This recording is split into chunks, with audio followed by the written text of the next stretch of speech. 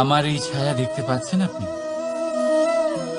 প্রকাশের স্রোত যখন মধুর আর দূরে থাকে তখন এই ছায়া লম্বা হয়ে যায়, কিন্তু যেই প্রকাশের স্রোত মাথার উপরে চলে আসে এই ছায়ার আকার ক্রমশ ছোট হতে থাকে, আর অন্ধকারে তো এই ছায়া বিলুপ্ত হয়ে যায়। কিছুটা এরকমই হয় আমাদের অহংকার।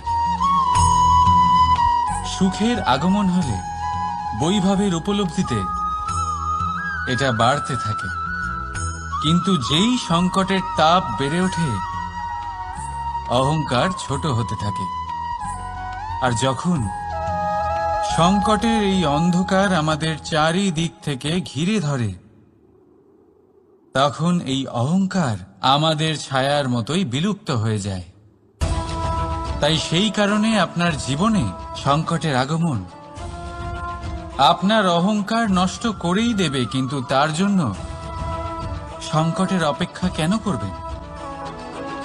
এই অহংকারকে বাড়তেই দেবেন না, উৎপন্ন হতেই দেবেন না।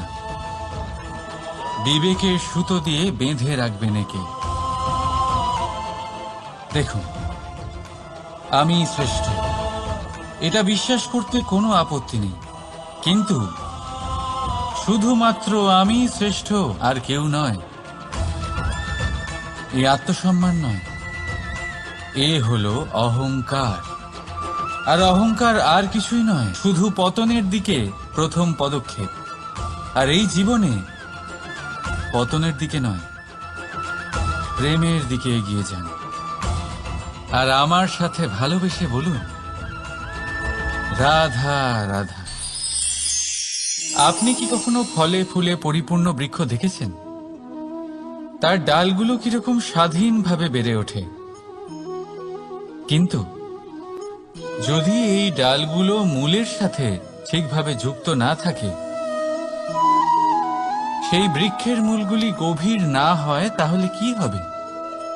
তাহলে কি সে সেই সব সুবিধা পাবে? কখনোই নয়। সেই বৃক্ষের ডাল পড়ে যাবে, সেই বৃক্ষ ভূমিষ্ঠ হয়ে যাবে। ঠিক সেইভাবেই চিন্তাভাবনার স্বাধীনতার আনন্দ আপনি তখনই আস্বাদন করবেন যখন আপনার শিক্ষা গভীর হবে। তাই স্বাধীন থাকুন দৃষ্টিভঙ্গিতে, কিন্তু যুক্ত থাকুন শিক্ষার সাথে। রাধা রাধা। সমাজ, আমরা এই সমাজে বাস করি আর বহুবার একটা গুরুত্বপূর্ণ কথা ভুলে যাই। এই সমাজ আমরা সকলে মিলে তৈরি করি।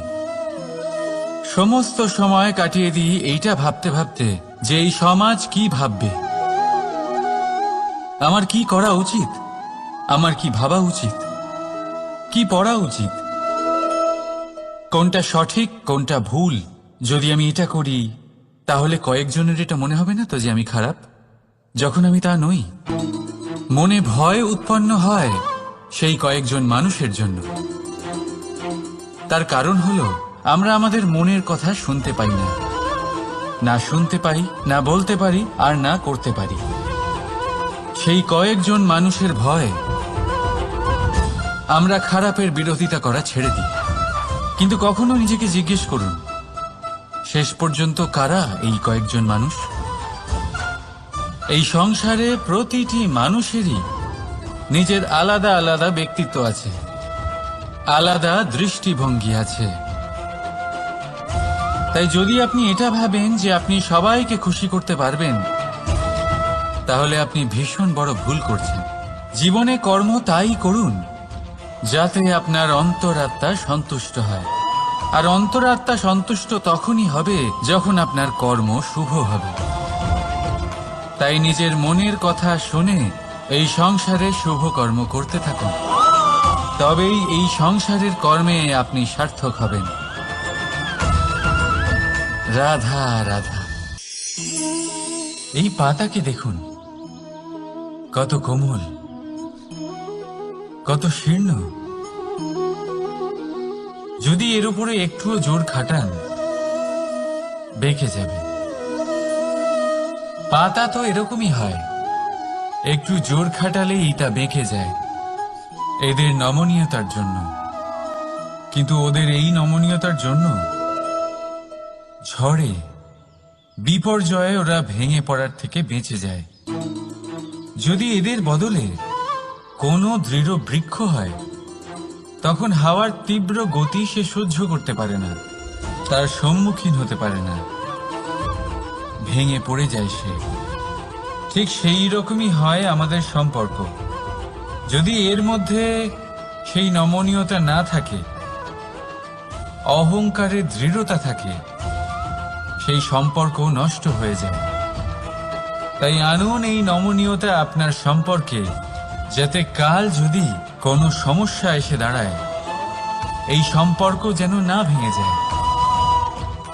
একবার ওই আকাশের দিকে তাকান, সূর্য চন্দ্রকে দেখে নত হয়ে যায়, আর আমরা তো সাধারণ মানুষ। তাই সম্পর্ক নিচু করবেন না, সম্পর্কের সামনে নত হতে শিখুন। রাধা রাধা।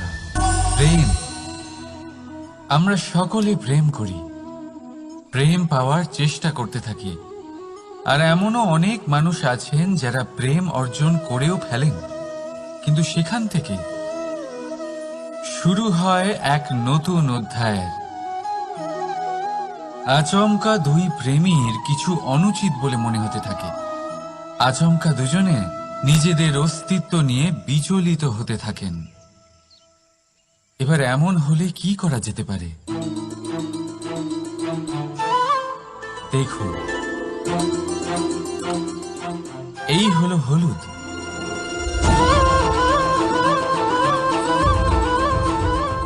আর এই হলো চুন।